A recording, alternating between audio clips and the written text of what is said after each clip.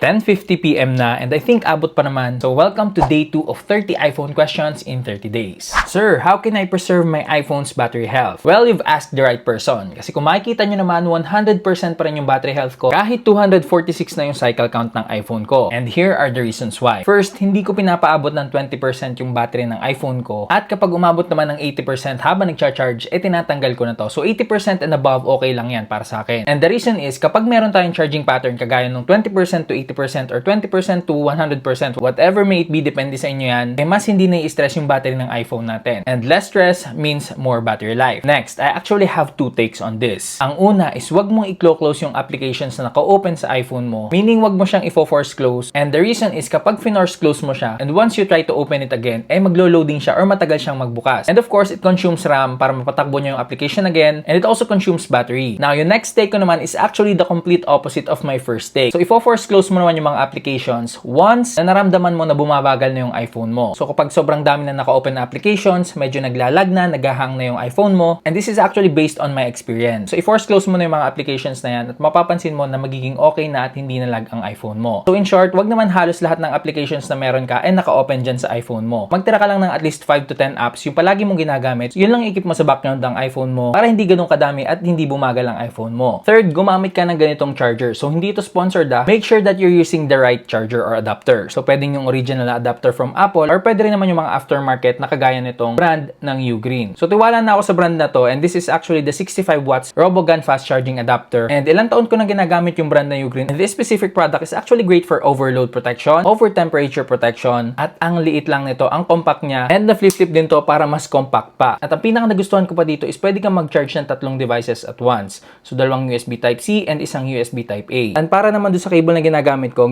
is yung original charging cable na kasama na nung binili ko yung iPhone ko. So, pwede rin kayong gumamit ng same brand ng Ugreen or any aftermarket na cable, basta kilalang brand yan, kagaya ng Anker, Ugreen, or kung ano pa yung mga sikat at kilalang brand. And that's it for today. I'll see you guys again tomorrow. And follow along on this journey. Day 3 pa lang tayo tomorrow and marami pa tayong mga iPhone questions na sasagutin.